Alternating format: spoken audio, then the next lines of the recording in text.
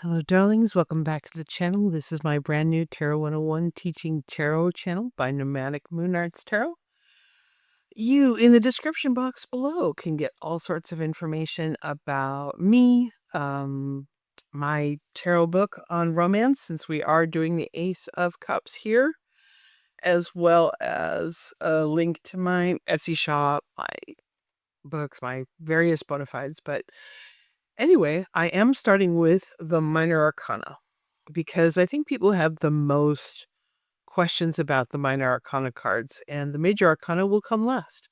Over the coming weeks, I'll be loading 4 cards a day of the Minor Arcana to get through each number of the suits and each member of the court.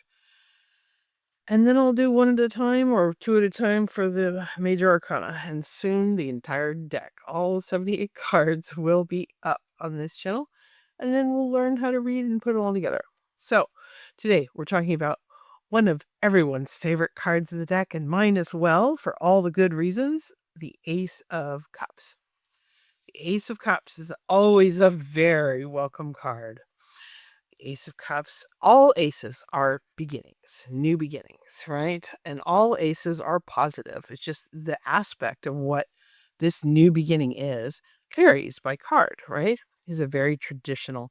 Your cup overflows, right? And those drops are also traditionally Hebrew symbols as well. The presence of God. Little stars, potions, abundance, passion, romance. Is a gorgeous, gorgeous Ace of Cups from the Paladini Tarot. Not Paladini Tarot, excuse me, the Aquarian Tarot. My favorite deck, my learning deck, shall we say. I mean, I have dozens and dozens of decks, but that was my first deck. It's what I learned 30 plus years ago. So, the Ace of Cups. When the Ace of Cups shows up in a spread, it's always very welcome. Much like all the aces, but this in particular. This card boosts everything good about the spread and diminishes everything negative, like most aces do. Aces are always welcome, and the more aces in a spread, the more important and fun the spread is. It's nice to start with positive cards, but cups in particular tend to be associated with romance and emotions, but also abundance, right? Not as much as the pentacles, which we'll get to in just a minute, but absolutely romance. When this card shows up in a spread about romance, something new is about to happen. New energy in an old relationship or a new relationship coming into view. And it's an exciting card to show up and always welcome. Like I said, it diminishes negative cards. When it shows up as an outcome card, it means we're off. When it shows up in the beginning of a spread, it means, oh boy, new things coming.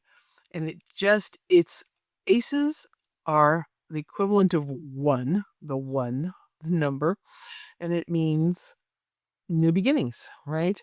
It isn't necessarily the final outcome of a thing, right? All aces are just the beginning, beautiful, sparkly new energy. But they are very upbeat, right? And the Ace of Cups in particular is a jazzy card. Always welcome, always makes me smile. So, when this card shows up, it doesn't matter where in a reading. It you could consider it a sign of, oh, everything's going to be okay, or oh, this is going to be friendly or warm, or oh, this person is going to soften towards you, or you're going to get that offer or that letter or that email or that call. It is an offer, right? Aces are hands offering you something, and that your cup is about to run over. So that's really all I need to say about this card, to be perfectly honest. But I can say that it boosts the romance aspect of other cards, right? Like, if this showed up with the Six of Swords, it would mean not only are you leaving a difficult situation behind, but you're moving towards something new that would only happen had you left the difficult situation. This is a card that promises a new dawn, new beautiful times after difficult times, things like that. If this card shows up with even a very difficult energy card like the Devil, it would suggest that the Devil card is less about, say, its traditional meaning, which is kind of addiction and compulsion, and would instead say, oh, wow, no, maybe this isn't addiction and compulsion. Maybe in this particular instance, for example, this is a very intense passion or something a little bit edgy, kink-wise, right? Something intense and beautiful rather than intense and bad. That's what I mean by the power of softening in these cards.